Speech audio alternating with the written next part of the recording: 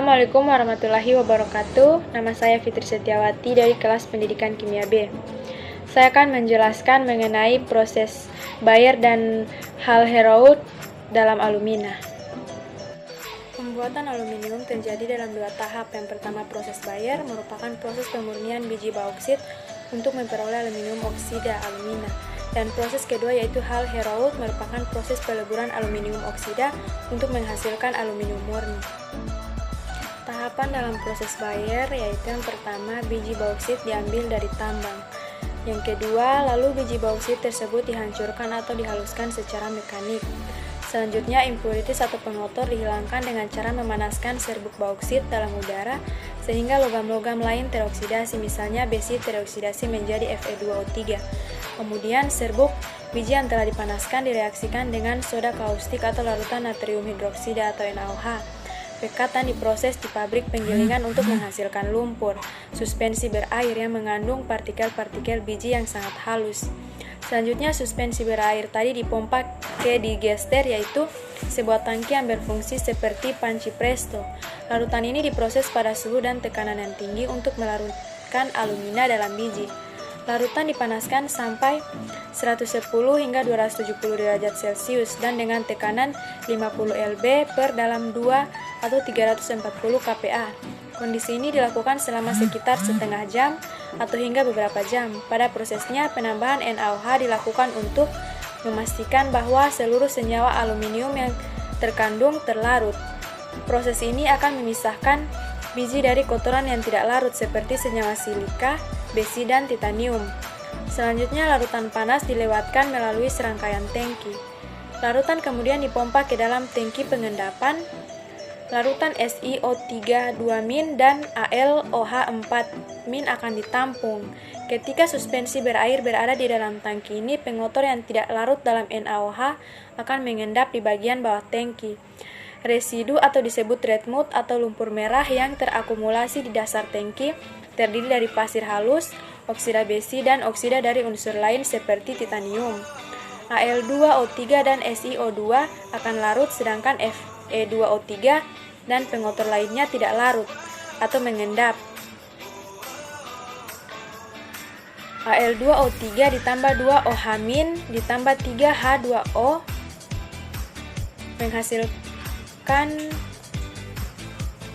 Selanjutnya, setelah pengotor telah diendapkan, masih ada larutan yang tersisa atau filtrat yang kemudian dipompa melalui serangkaian filter atau penyaring. Setiap partikel-partikel halus dari pengotor yang masih ada dalam larutan juga akan tersaring. Selanjutnya, larutan yang telah disaring akan dipompa melalui serangkaian tangki pengendapan. Dan kemudian larutan itu kemudian direaksikan dengan asam encer, yaitu larutan HCl. Ion silikat tetap larut, sedangkan ion aluminat akan diendapkan sebagai AlOH3 atau dengan cara dialirkan CO2 ke dalam larutan tersebut sehingga ion aluminat akan diendapkan sebagai AlOH3. Reaksinya Al2O- ditambah CO2 menghasilkan AlOH3. Selanjutnya, endapan kristal atau AlOH3 mengendap di bagian bawah tangki, sedangkan SiO2O3 tetap larut. Kemudian endapan AlOH 3 kali disaring dan diambil. Setelah dicuci, endapan AlOH 3 kali dipindahkan ke pengering untuk dilakukan proses kalsinasi atau pemanasan untuk melepaskan molekul air secara kimiawi terikat pada molekul alumina. Suhu 2000 derajat Fahrenheit akan mendorong lepasnya molekul air sehingga hanya tinggal kristal alumina anhidrat. Setelah meninggalkan tungku pengering, kristal akan melewati pendingin. Setelah itu, maka terbentuklah serbuk Al2O3 murni atau korundum. Reaksinya yaitu 2AlOH3 kali ditambah Al2O3 menghasilkan 3H2O. Kedua yaitu tahapan proses Hall-Héroult. Yang pertama, di dalam pot reduksi atau sel elektrolisis, kristal alumina dilarutkan dalam pelarut lelehan kriolit cair dan CaF2 pada suhu 1760 derajat Fahrenheit untuk membentuk suatu larutan elektrolit yang akan menghantarkan listrik dari batang karbon katoda menuju lapisan karbon atau anoda. Yang kedua, sebuah arus searah 5-10 volt dilewatkan melalui larutan. Reaksi yang dihasilkan akan memecahkan ikatan antara aluminium dan atom oksigen dalam molekul alumina. Oksigen yang dilepaskan tertarik ke batang karbon di mana ia membentuk karbon dioksida. Atom-atom aluminium dibebaskan dan mengendap di bagian bawah pot sebagai logam cair. Yang ketiga, proses peleburan dilanjutkan dengan penambahan alumina pada larutan kriolit untuk menggantikan senyawa yang terdekomposisi. Arus listrik konstan tetap dialirkan.